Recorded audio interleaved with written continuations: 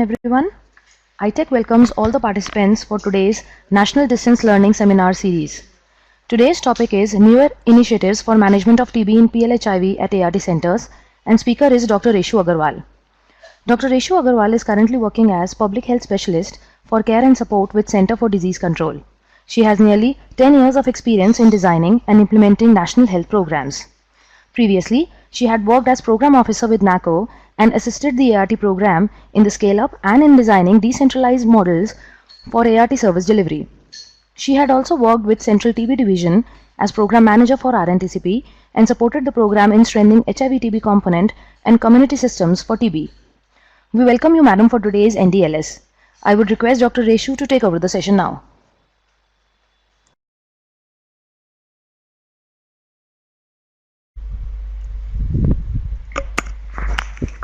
Good afternoon, everyone. I welcome you all to this NDLS session. Today we will be discussing about the newer initiatives the program has taken regarding the management and prevention of TB in patients living with HIV at ART centers. As you all know, that TB is one of the most commonest OI infection occurring amongst PLHIV. PLHIV are more prone to TB infection, and there are like 29% more chances as compared to other individuals. TB is also one of the most essential cause of mortality in the HIV, and nearly 1/5 of the deaths in HIV patients are attributed to TB. Therefore, the program has decided to strengthen our mechanisms for HIV-TB activities pertaining to the PLHIV at ART centers. And in this session, we will be discussing about these newer initiatives which are being taken by the program regarding the diagnosis, treatment, and prophylaxis and prevention of TB in PLHIV.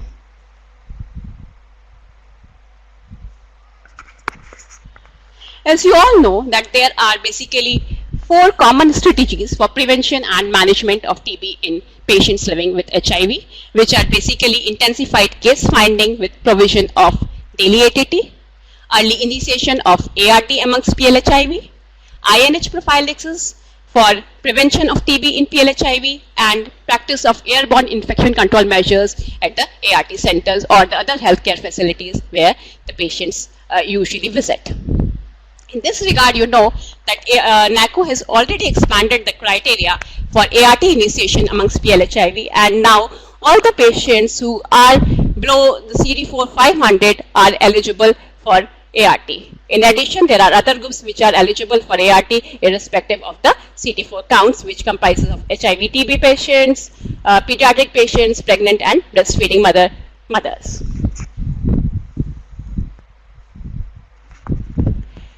Regarding the new initiatives which the program is taking to strengthen basically the prevention and management services for control of TB in PLHIV, basically the program is now planning to go for single window approach for facilitating both RNTCP as well as NACP services to the patients who are coming to the ART centers.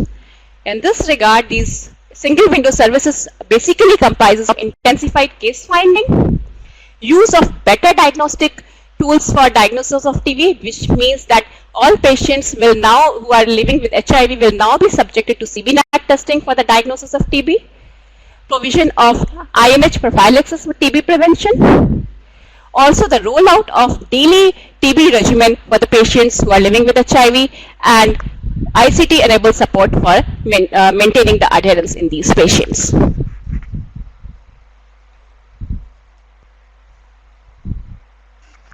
You all have seen this graph many a times, and we all know that we have an estimated annual burden of nearly 110,000 patients with HIV-TB co-infection in the country.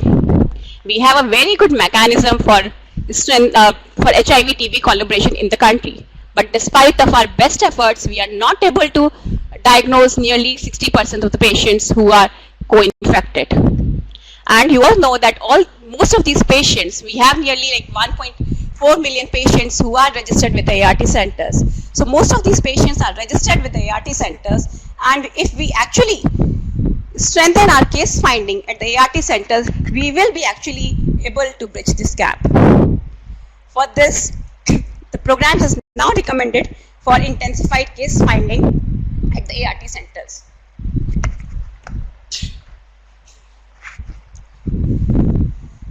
By intensified case finding, we mean that the staff at the healthcare facility should actively look for the TB signs and symptoms in the patients who are visiting the health facilities. The ICF basically aims at the early diagnosis and treatment, which reduces the mortality in the patients. It also prevents the transmission risk in the healthcare facilities to other patients and also the healthcare providers. And the ICF also works as a initial step in determining the eligibility for INH prophylaxis, which we were talking earlier. Basically, there are 3 steps in intensified case finding, which means screening of TB patients for 4 symptom complex, fast tracking, and early and a rapid diagnosis.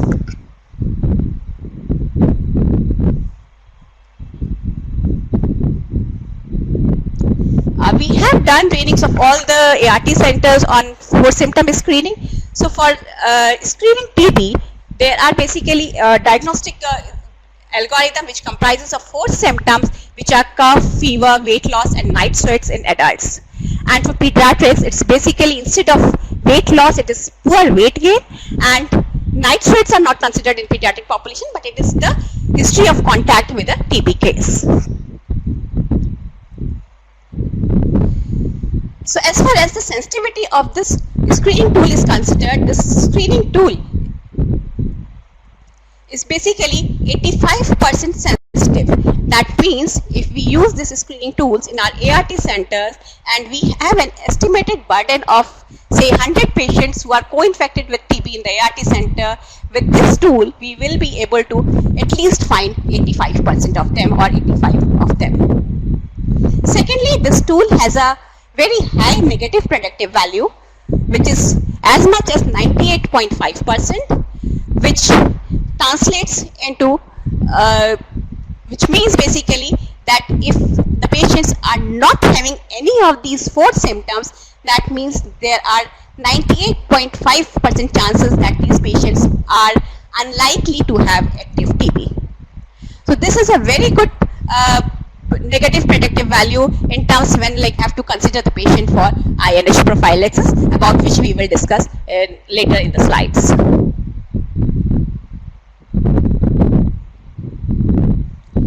So for intensified case finding, basically the algorithm or the flow which has been recommended as per the guidelines is all the patients who are coming to the ART centers have to be screened for 4 symptoms. In adults, these 4 symptoms are current cough, fever, weight loss, and night sweats.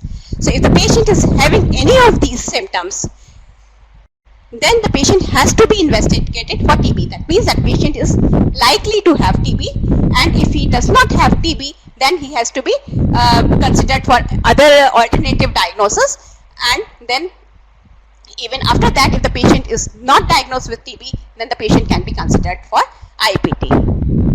If in the initial screening the patient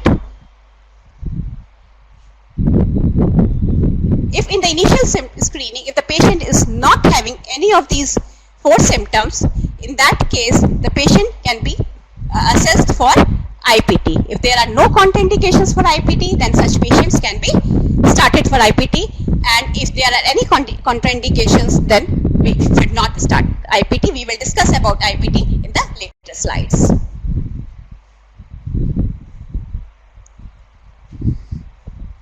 In pediatrics, the algorithm remains the same. However, the symptoms which are to be used for symptomatic screening are basically different.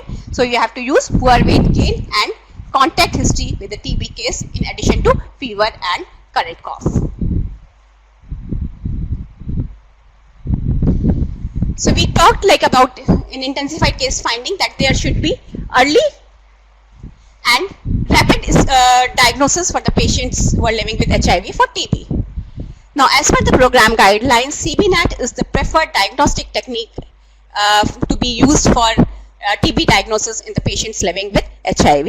as compared to the smear microscopy because the number of organisms, the bacteria in the sputum of the PLHIV are comparatively less, and the sensitivity of sputum microscopy as compared to CBNAAT testing is also less.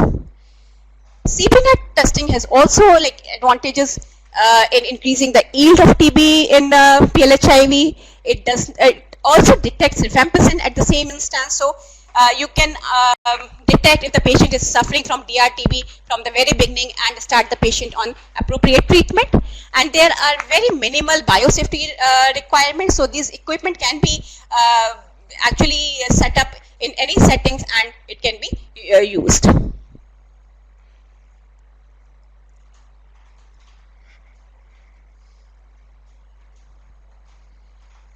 We discussed about the sensitivity of CBNAAT testing in PLHIV. So for the pulmonary cases, the sensitivity is for the CBNAAT testing is 84% as compared to smear microscopy, which has a sensitivity of nearly 53%. CBNAAT testing has a higher sensitivity even in extrapulmonary cases, and the sensitivity is as high as 77%.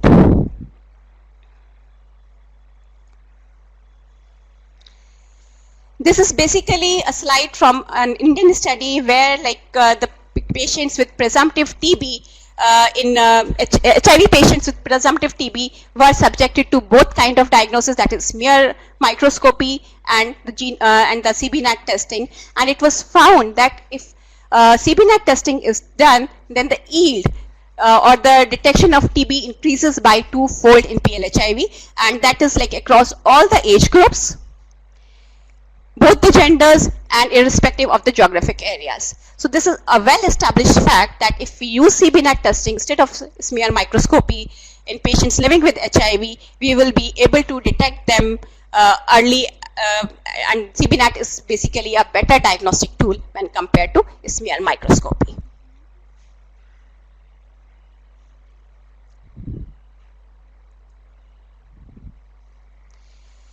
So this was about the diagnosis. Coming to the role, the treatment which is to be used. So as I discussed earlier, our program is planning for a single window approach, and program is thinking to provide ATT from the ART centers itself, so that it is not even troublesome for the patients to go to the multiple points to collect the drugs, and it's also easy for the ART staff to follow their patients. Regarding the regimen which should be used in the program, so we see currently the program, the RNTCP program is using the intermittent regimen, but then now the program is planning to shift to daily regimen, and this decision has been based on the various studies which have been done nationally as well internationally, and it has been seen that the odds of relapse of TB are 2.8 times higher in case of intermittent regimen when compared to the daily drug regimen. So if daily drug regimen is used, these relapse rates can be reduced down. In fact, in India, the relapse rates are as high as 12.3%. So now the program has developed the standards of TB care in India, which describes what processes, what treatment regimen, what diagnostic tools should be used in the country for TB care to be provided to the patients. And as per the standard 7 of this standards of TB care, which is a published document by RNTCP, it details about the treatment regimen to be used, and it says that in the new patients, a 4-drug combination, that is INH, rifampicin, isoniazid, and ethambutol should be used for 2 months, followed by a 3 drugs in the continuation phase for 4 months, which comprises of H, R, and E. So earlier, as you must remember that as of now the program was just using H and R in the continuation phase, but now the recommendation is to use the 3 drugs in the continuation phase also. Then the standards of TB care also say that the dosages for the patients should be adjusted based on the weight bands of the patients, and RNTCP has also revised the weight bands for the patients. It recommends for daily drug regimen and also recommends that the fixed drug combination should be used. So as per the revised guidelines now, so if there is a new patient, that means a patient who has never taken the treatment, anti-TB treatment, or has taken the treatment for less than 1 month, such patients are considered as new patients and they should be started on 2 months of IP, which comprises of 4 drugs, H, R, Z and E, which is to be given for 2 months and all the 7 days in a week. This has to be followed by a CP for 4 months comprising of 3 drugs.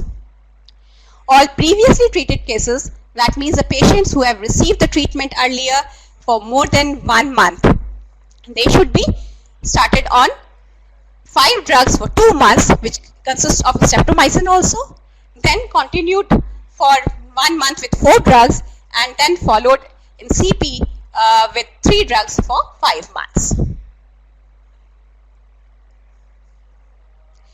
This is basically the recommended dosages based on the weight bands of the patients.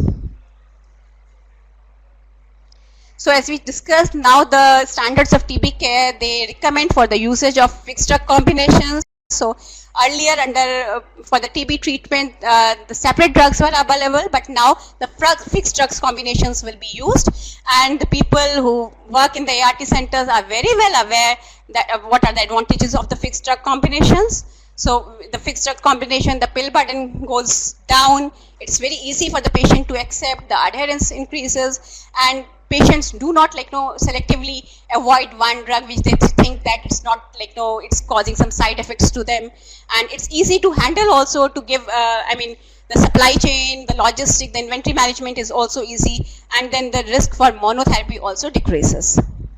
It can also be adjusted based on the weight bands.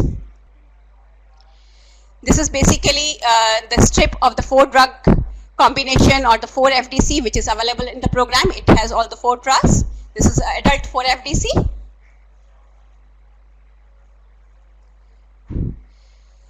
This is basically the strip of the 3 FDC. So it has all the 3 drugs available in one pack.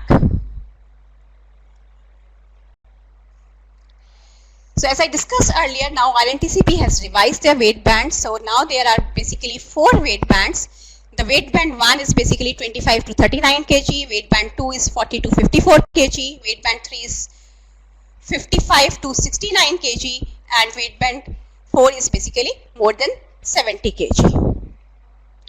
And the daily dosages are based on the weight band. So if you have, say, a patient who is belonging to weight band 1, then he has to be given 2 pills a day during IP, similarly 2 pills of 3 FDC during CP.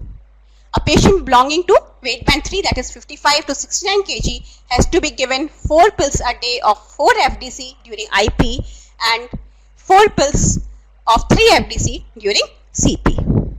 And these are basically the dosages for the streptomycin which has to be given in the previously treated cases.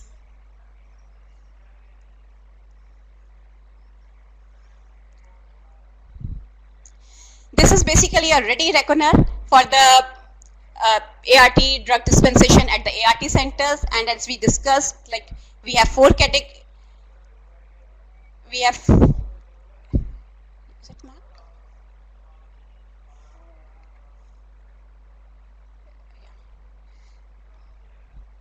So as you see, we have 4 categories of the weight bands, and now the patient, the drugs will be available in the strips. So you may remember, when we did the trainings about the daily dispensation of ATT drugs, we told that the drug-wise boxes or the patient-wise boxes for each of the patients will be coming to the ART centers. But there were some feedback from the ART centers that it will be very cumbersome, very tedious to maintain those boxes, so logistics will be very difficult. And this was discussed with RNTCP, and now RNTCP is planning to provide the strips. So now the patient-wise boxes will not be available at the ART center. Instead, the strips will be given to the ART centers. So I give you an example here, like if you have a patient which falls say in weight band 2, that is 40 to 54 kg, and he is a new patient, then he needs 3 tablets a day, and for him he has to be dispensed 3 strips basically for a month. So when a patient is coming to you for a month, when you dispense the ART for a month, you have to dispense ATT also for a month, and in such scenario you will have to give 3 strips of 4 FDC to such patient, and his IEP will be for 2 months. Similarly, during CP, you will be giving the 3 FDC instead of 4 FDC. For previously treated patients, as we discussed earlier, injection streptomycin will also be added based on the weight bands.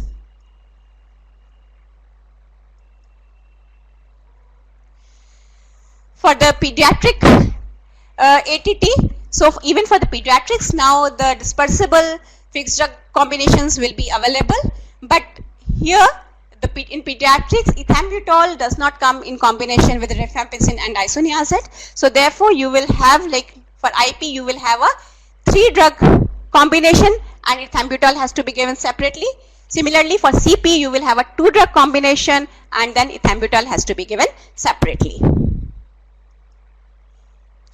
These are basically the weight bands which are to be considered while doing prescribing ATT to pediatric patients. And as we discussed in adults, like for the weight band 1, for IP you have to give 1 tablet of 3 drug FDC plus 1 tablet of ethambutol during IP.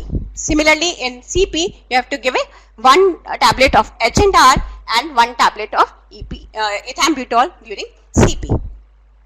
For the higher weight bands, these pediatric formulations are to be supplemented with the adult combinations to meet the requirements of the drug dosages for that weight band. So as you can see, like for 25 to 29 kg weight category, you need to give 3 tablets of HRZ plus 1 tablet from the adult combination plus 3 tablet of ethambutol.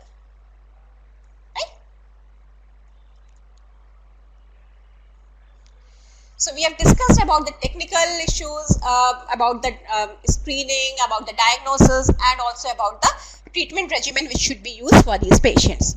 Now we will discuss about the operational flow which should be maintained at the ART centers to actually manage all these activities at the ART centers. So we discussed about the intensified case finding, which comprises of screening as the first step. So the screening has to be done on 4 symptoms as we discussed earlier: cough, fever, weight loss and night sweat. Screening has to be done during all the visits, whether it is pre-ART visit, follow-up visit, ART initiation visit, or the follow-up visit for the ART patients, or any unscheduled visit. And the screening has to be done by each and every staff where the patient goes during his or her visit.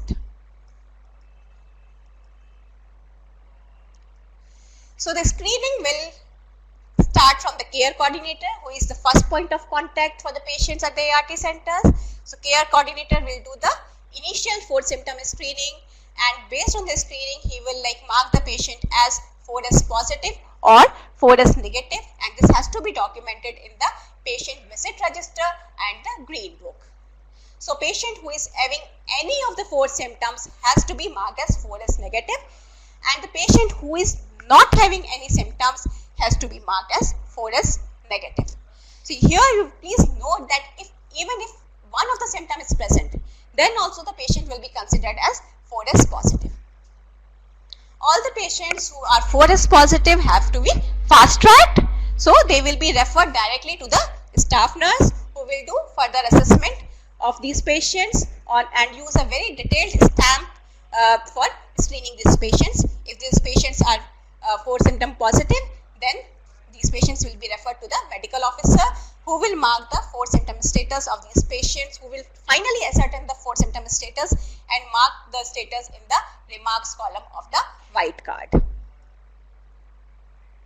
If the patient is 4S negative during the initial screening, which is done by care coordinator, then such patients will follow the routine flow of the patient flow at the ART centers, because they are 4 symptom negative, so they don't have any symptoms and they need not be fast tracked.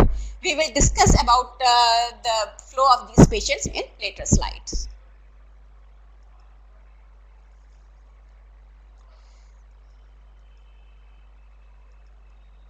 So this is basically the first point of contact. Care coordinator does the screening, documents it in the visit register and green book using the 4 symptom stamp.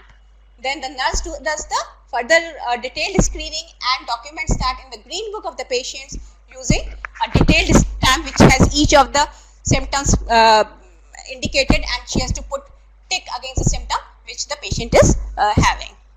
And the final screening has to be done by medical officer who will document the screening status in column 13 of the white card.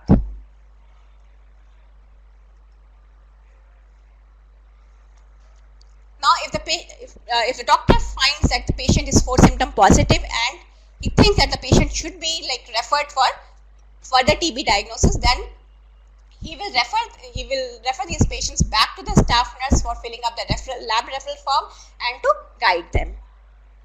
And as I discussed earlier, now CBNAAT testing is the preferred testing for all the patients who can give sputum or any other sample which may be investigated in case of extrapulmonary TB. In case the CBNAAT testing is not available, then only the smear microscopy has to be done. And for extrapulmonary TB, the patient may require some other investigations such as USG, X-ray. So accordingly, I mean, the doctor has to decide what investigation should the patient be sent for, and these patients will be referred to the appropriate diagnosis by the staff nurse after filling up the lab referral form. And all the patients who have been sent for the diagnosis, for the investigations for TB to any of the facility, whether it is like DMC, CBNAAT facility or radiology, they will be basically entered in the HIV-TB line list of the ART centers, which is maintained by the staff nurse.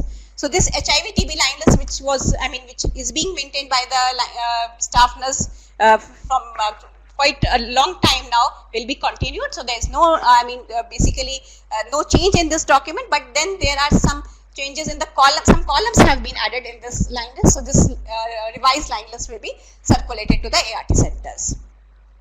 Secondly, now the soft copy of the this line list has to be maintained by the data manager. So the staff nurse will document this in the hard copy, and then the data manager will computerize the line list.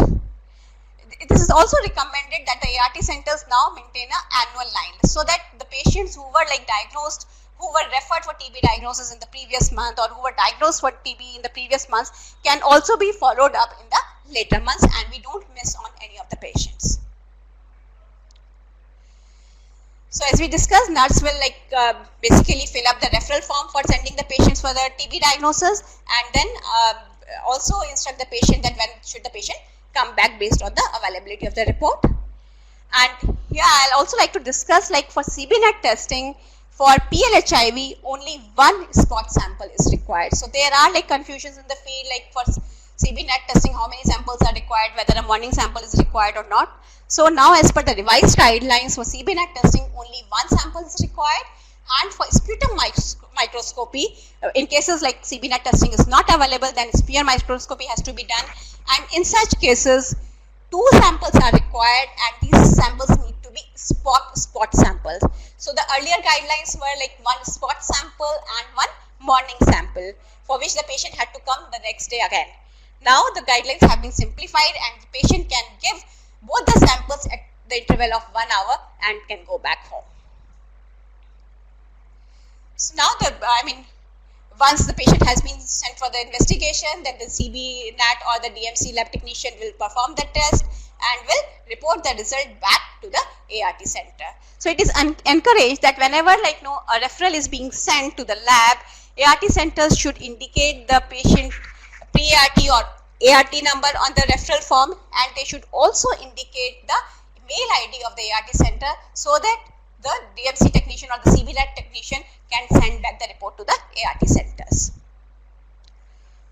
For if you want to send some biological sample, then the RNTCP staff has to be informed about it, so that they can arrange for the collection and transportation of the sample for the CBNAAT testing.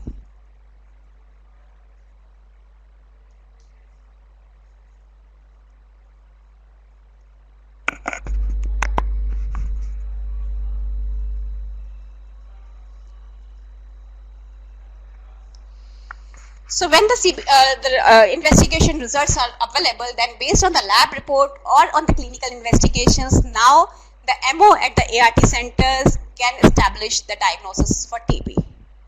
Right? So all the PLHIV which are like diagnosed for TB have to be initiated at daily ATT at the ART centers itself. So earlier you were like referring these patients for ATT initiation to the RNTCP facilities, but now the drugs will be available at the ART centers itself, and the anti-TB treatment can be initiated at the ART centers by the ART center medical officer. Based on the clinical history, so when you have to prescribe ATT, you have to basically categorize the patient, whether the patient is microbiologically diagnosed case or a clinically diagnosed case. Microbiological means that you have actually done a microbiological test such as CBNAAT, smear microscopy, LPA or a culture. Clinically diagnosed means the patient has been diagnosed based on some clinical investigations, maybe X-ray, ultrasound, others, etc. Then, because now the CBNAAT testing will be done, so we will also know the rifampicin sensitivity status of the patient. So patient has to be categorized whether the patient is rifampicin sensitive or RIF resistant. RIF resistance means that the patient is DRTB patient, and if CBNAAT test is not done, then the patient will be status not known.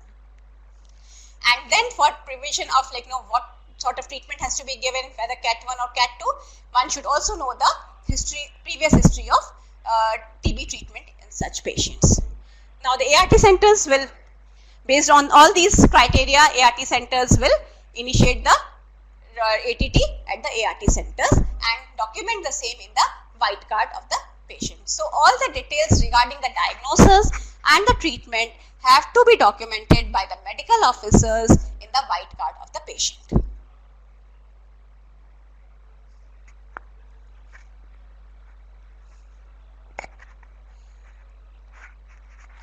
But as we discussed, if the patient is DRTB or RIF resistant TB, then these patients are not to be initiated at ART centers. Such patients are to be referred to the DRTB center through the district TB cell.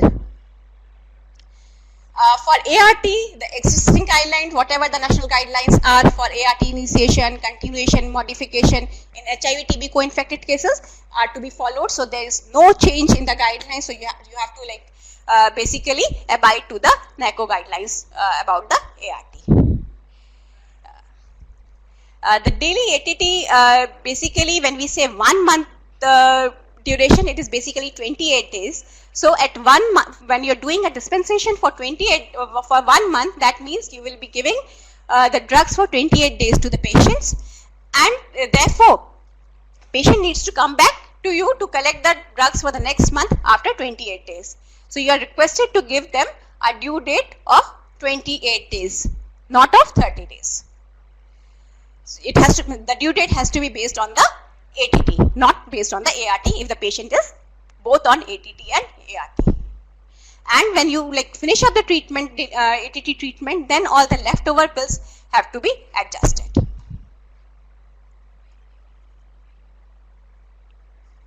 Whenever a patient is initiated on daily ATT, the way we do the counseling for the initiation of ART, the ART counselors have to do the counseling for the initiation of anti-TB treatment also, in terms for maintaining the adherence of the patients, usage of 99 dots, about which we will discuss later, and the patient should also be guided about the side effects of ATT and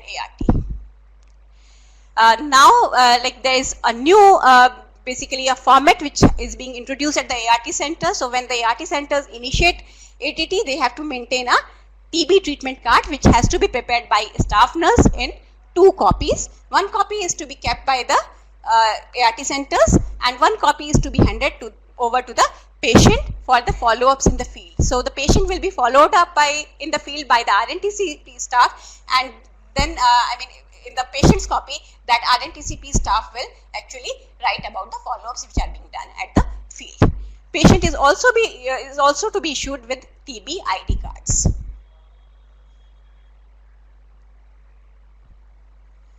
So I think I have a question from Anamika, for drug resistance cases, we have to transfer in RNTCP. Yes, we are not ART centers will not be given the drugs regarding the DRTB. So all the patients who are having drug resistant TB are to be basically referred to the RNTCP, to the DRTB centers. If you don't have a DRTB center in your district, then you have to refer the patient to the district TB cell, so that they can do the appropriate baseline workup for the patient and refer the patient to the nearest DRTB center. This information will be collected by the HIV-TB coordinator and will be given back to the ART centers whenever the treatment initiation of a DRTB patient is done.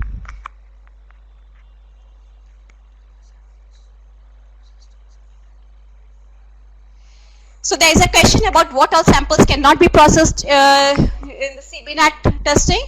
Basically, blood, urine and stools are the three samples which cannot be processed in by the CBNAAT equipments. So basically, if you have sputum or any other material, some fluid, that can be sent for the testing.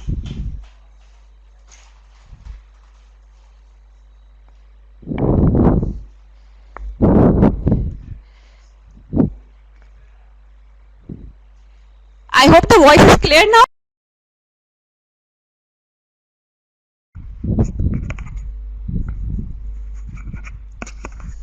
So I'm sorry, there was a little break. We'll begin again.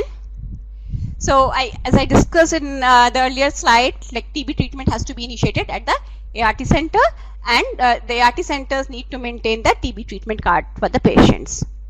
The counselors have to give counseling about the adherence on ATT as well as about the side effects of ART and ATT.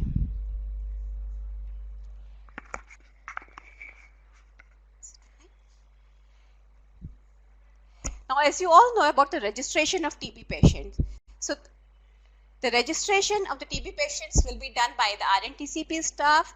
DTO will basically assign this responsibility of coordinating at the district level to the HIV-TB coordinator, or a DOT plus supervisor, or DRTB coordinator is called. So there is one person at each district who will coordinate for all these activities. Right?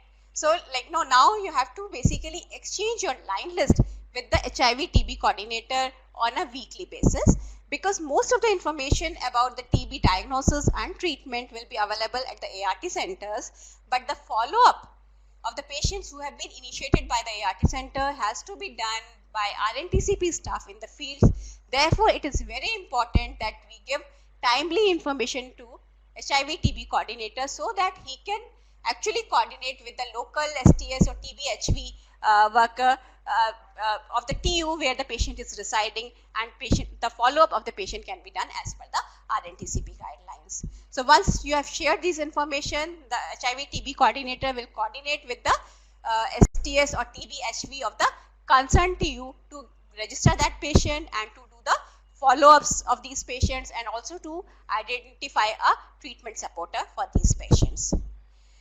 The DRTB supervisor during the weekly exchange of the list will also inform you about the NICSHA number or the TU number of the patient. That means the patient has been registered in the RNTCP program.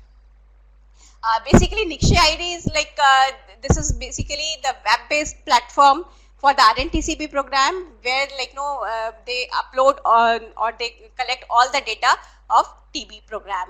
So all the patients who are initiated on Daily ATT have to be entered in NICSHA software also. This entries will be done by RNTCP staff.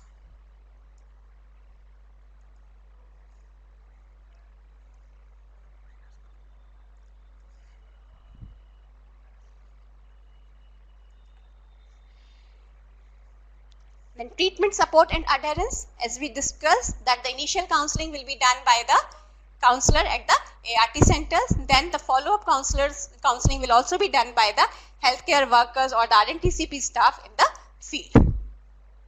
The RNTCP staff will also identify a trained treatment supporter for these patients who will take care of the adherence of the patients. And these treatment supporters can also be the family members of the patients. Then there is the TB program has a 99 dots program about which we will discuss later. So this is a information technology based program for supporting adherence. As we ask the patients to bring the ART boxes back and we do the pill count for ART, in the similar way the patients will be asked to bring the empty blister packs of the TB drugs, and their pill count has to be done by the nurse and documented in the TB card to manage their adherence. If such patients, the patients who have been initiated on daily ATT, if they develop any adverse drug reactions, so ART medical officer has to be informed by the field staff about it. And if the medical officer at the ART center is not very confident in managing that adverse drug reaction, then he should take the support from the medicine department of the hospital and the nodal officer. So we were discussing about the 99 dots. So this is basically information technology, use of information and technology to basically monitor the adherence of the patients. So as per this program, the strips are enveloped in a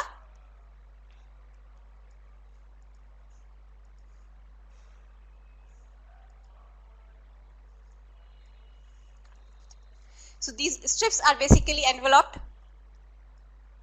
in such a manner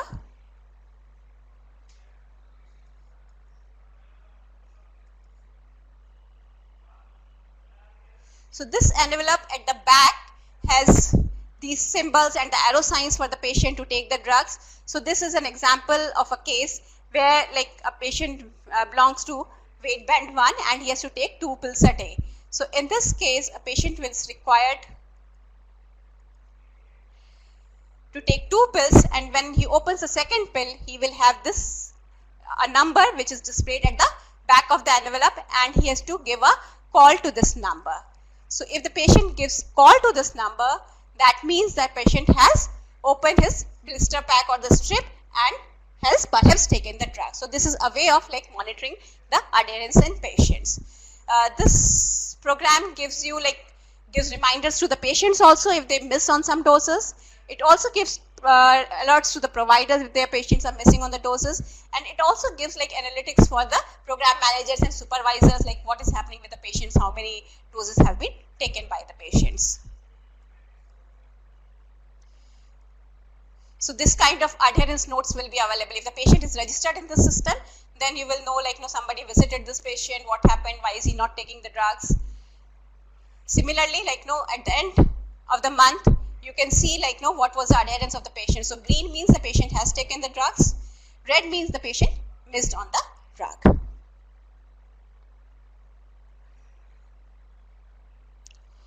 So there is a question how the HIV confidentiality is maintained. So basically when you say HIV confidentiality, it is a shared confidentiality in the health program. So basically the RNTCP program is our partner program, and the data about the patients can be shared with them. And because basically doing the field visits, this is a bit sensitive issue. So the RNTCP is also doing trainings for their staff on regarding the privacy of the patients, confidentiality of the patients, so they don't suffer from any sort of problems in the field. Next, we will discuss about the prevention strategies which are being planned to be rolled out at the ART centers. So we program is now planning to introduce isoniazid preventive therapy at the ART centers. As you all know that INH is one of the most effective bactericidal drug, and it helps in preventing the progression of latent TB into active TB. It also helps in preventing reinfection of TB in the patients because of nosocomial infections or exogenous infections.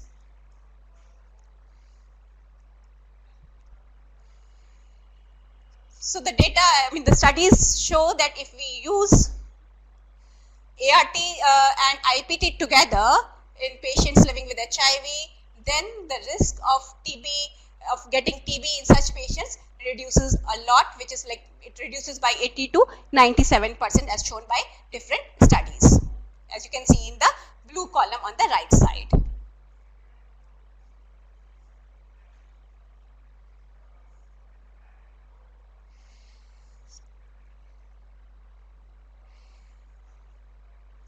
See, there is a question, what will be answered by PLHIV if ASHA worker asks why is he taking ATT from other district?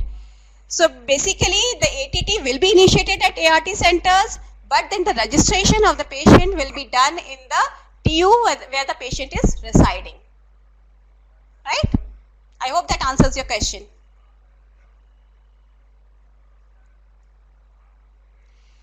Regarding IPT, so who all should be offered IPT? All adults and adolescents who are not having any symptoms of TB can be offered IPT. So we discussed about the screening tool in the very beginning, and we said like 4 symptoms: cough, current cough, fever, weight loss, and night sweat have a negative predictive value of nearly 98.5%. That means if the patient is not having any of these symptoms, that means he is very unlikely to have TB.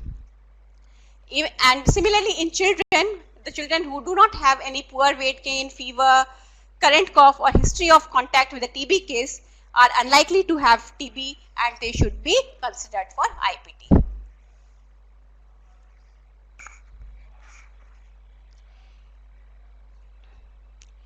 There were when we were doing trainings, there were some questions asked what are the specific investigations required for ruling out TB. So 4 symptom screening is a very good and it's a very sensitive tool to rule out TB, and additional investigations such as X-ray, tuberculin test, obviously they add on this screening tool, but they are not mandatory.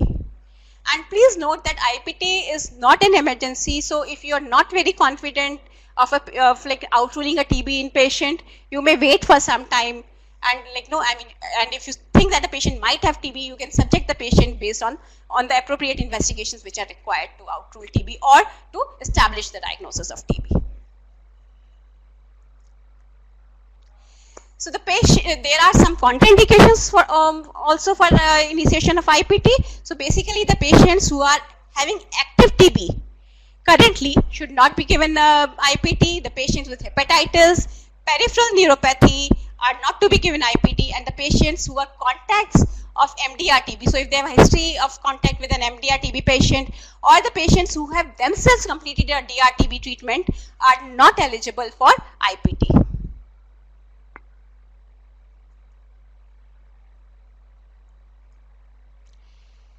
So IPT Regimen Plan, so IPT has to be given to all patients for 6 months once in lifetime. So as of now, the guideline is basically the IPT is to be given for 6 months and the course has to be given once in lifetime. For adults and adolescents, the dosage is basically INH 300 mg plus pyridoxine 50 mg. For pediatric patients, the dosage is INH 10 mg per kg of body weight plus pyridoxine 25 mg for 6 months. And for now, the rollout of INH prophylaxis will be done from ART centers only because of the feasibility reasons. So, the link ART centers, LAC Plus will not be giving INH to the patients for now. All patients, whether they are on ART or pre-ART, have to be considered for IPT. This is basically the pediatric dosing chart, based on the weight bands of the children. So as we discussed earlier, the patients who are not having any 4 symptoms during their initial screening by the care coordinator are labeled as 4S negative. So these patients, based on the routine flow of the patients at ART centers, will be sent to the ART counselor. Now the ART counselor will do basically a detailed screening of these patients to assess their 4S negative status, and she will record the status in the green book. So this I want to just clarify here that during the trainings we discussed that this has to be done by, even for the 4S negative patients, this screening, detailed screening has to be done by nurse. But based on the feedbacks we received during the trainings, and this will actually lead to mixing of patients which are 4S positive and negative. Now it has been decided that 4S, for the patients who are 4S negative, the counselor will do the screening and send these patients to the MO, who will finally ascertain the 4S negative patients of these patients and determine the eligibility. So based on the previous criteria which we discussed, if these patients are found to be eligible for IPT, they are 4S negative and found to be eligible for IPT, then the MO will prescribe IPT for these patients, and the same has to be documented by the medical officer in the OI prophylaxis column of the white card in section 13. Please remember that any patient who is initiated on IPT at the ART centers has to undergo 4 symptom screening during every visit, even after initiation of IPT. This is basically to exclude active TB in such patients. And in case if these patients become 4 symptom positive during the course of IPT, then these patients are to be referred for TB diagnosis, and IPT should be stopped if they are, and ATT should be started if they are found to be TB positive. MO has to record the IPT status of the patients at every month during the follow-up visit. So they have to like screen the patient for 4 symptoms, record the 4 symptom screening in the remarks column, and also the IPT status, whether the patient is still on IPT or like he has completed the IPT course, has to be documented by the medical officer in the white card of the patient.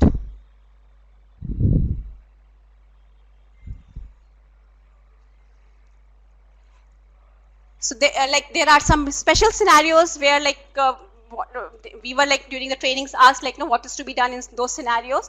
So if you have a previously treated case of TB, a patient who has taken TB treatment just before or has taken TB treatment in the past, has to be given a 6 months INH prophylaxis, and the same is applicable even for the pediatric patients.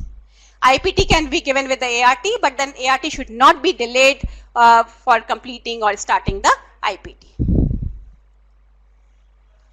For pregnancy, IPT is considered to be safe, so IPT can be given to the pregnant women if they have, if they are non-symptomatic for TB, and it is safe even for even during the breastfeeding period.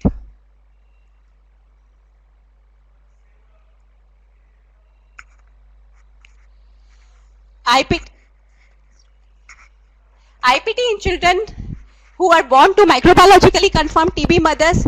In such cases, if we have to assess the newborn for active TB.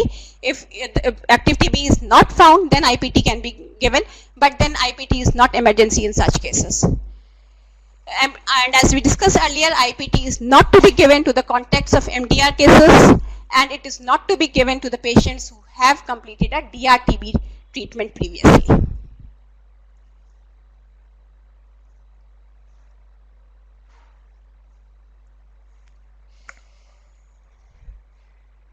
So if you have started a patient on IPT and then this patient develops TB during the course of IPT, then such patients are to be subjected to DST, and if they are found to be DR-TB cases during the DST, then they have to be referred for DR-TB treatment to the DR-TB center, and if these patients are found to be sensitive to the drugs, then in such cases, based on the history and duration of IPT, one has to decide about the treatment. So if the patient has taken IPT for less than 1 month or has not taken ATT in the past, then he will be treated as new patient and can be given Cat1 treatment. If the patient has taken IPT for more than 1 month or has taken the TB treatment in the past, he has to be given Cat2 treatment.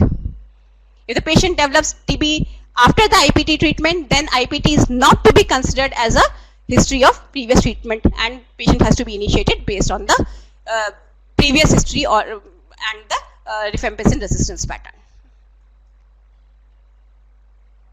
If the patients on IPT, they interrupt the treatment, then if the interruption after taking for 1 month, if the patient has taken IPT for less than 1 month and interruption is for less than 1 month, then you can start afresh. If the patient has taken IPT for more than 1 month and discontinued IPT for less than 1 month, in that case also a 6-month course can be started again. But in the cases where the patient has taken IPT for more than 1 month, but then has discontinued for more than 3 months or has discontinued multiple times, then such patients are not to be reinitiated on IPT.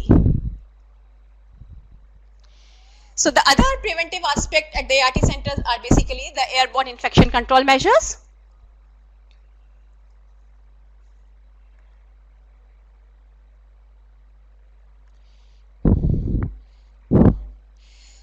So basically IPT it has to be stopped after confirmation of the TB.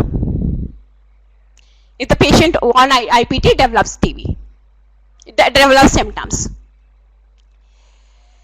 So we all know that the risk of TB transmission in healthcare settings is like quite high. This is because of the delayed transmission, delayed initiation of treatment, inadequate airborne infection control practices at the ART centers, and lack of respiratory protection. In this regard, the national program has issued the airborne infection control guidelines, which have to be followed by all the facilities, all the hospitals in the country. I will basically discuss about the basics of AIC which needs to be followed at the ART centers. So there are 4 components, basically managerial component, administrative component, environmental component, and respiratory component. As per the managerial activities, all hospitals should have a hospital infection control committee, and airborne infection control should be part of the routine activities of such committee. Under administrative controls, patients what we can do is basically what ART centers can do to control TB in the ART centers, basically early screening. So you have to screen the patients for symptoms, separate them so the patient should not get mixed. Symptomatic patients and non-symptomatic patients should not get mixed. We should also promote cough etiquettes and cough signages to the patients who are symptomatic. So the patients who are coughing should be given, either they should be told about using the mask or kerchiefs to cover their mouths. These patients should also be fast tracked so that their stay in the ART centers can be curtailed to the minimum duration and they don't transmit infection to other patients and healthcare providers at the ART centers. And then ART centers should also take occupational health measures. This I think we have already discussed. So regarding the occupational health measures, we all know TB is one of the occupational disease, and the likeliness of patients as well as the healthcare providers getting TB at the ART centers is very high. So therefore, ART staff is they should follow all the airborne infection control practices which can be followed so that they are able to protect themselves. And the staff should also receive annual screening evaluations for TB and at the ART centers, and log of the staff diagnosed with TB, whether they have completed their treatment, should also be maintained at ART centers. Under environmental measures, basically the key is ventilation. So ART center staff should ensure that there is no obstruction to the airflow. So if whatever windows, doors are available in the ART centers, they should be kept open. There should not be an obstruction of the flow.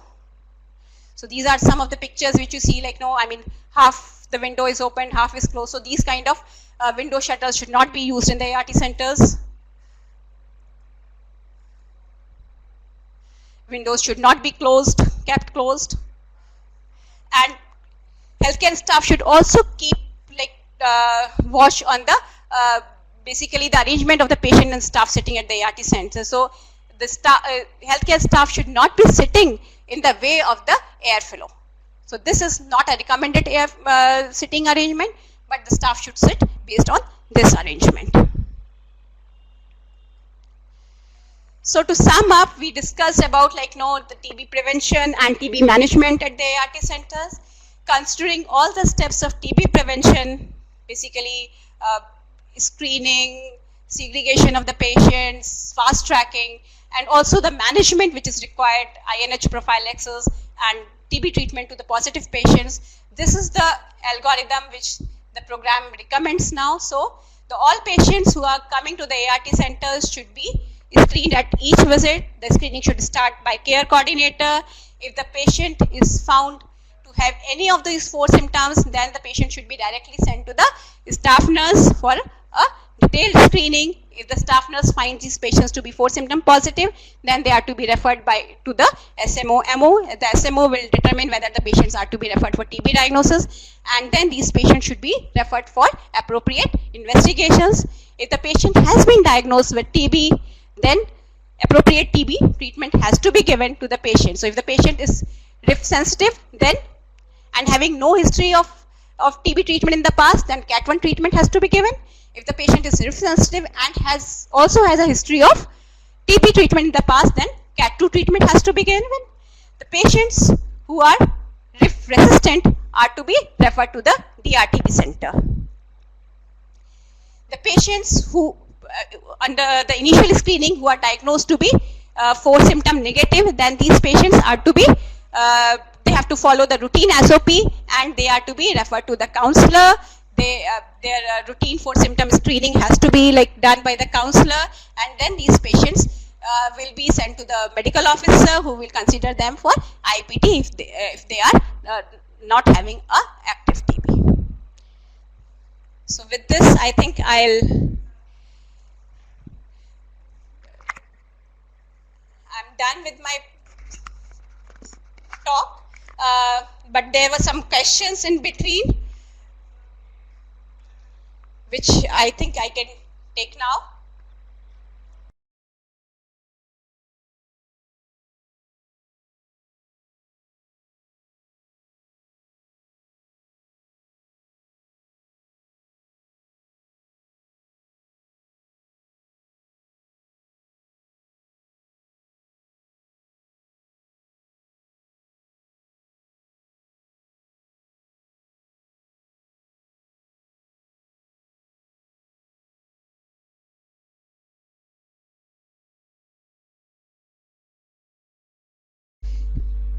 So there were some questions about MDR counseling.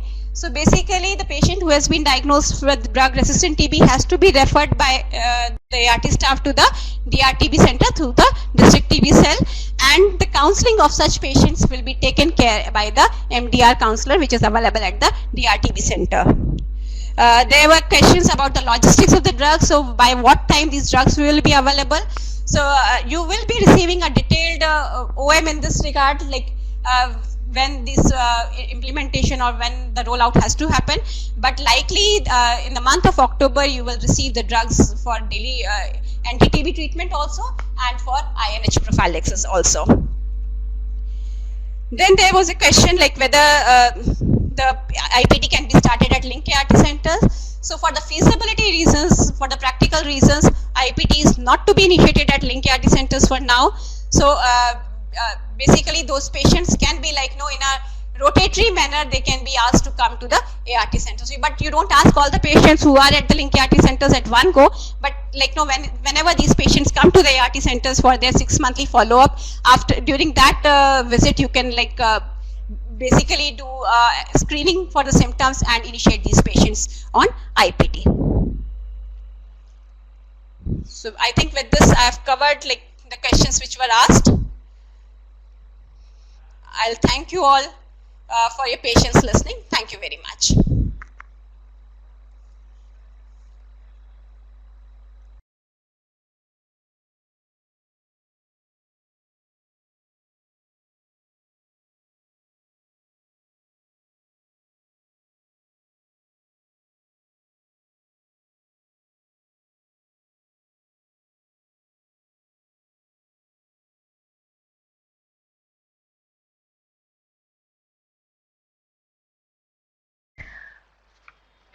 Thank you, ma'am, for such a wonderful session. I request all the participants to kindly enter the e-poll which is going to display on the screen. The questions which were not addressed during the session will be shared with all of you during the recorded link.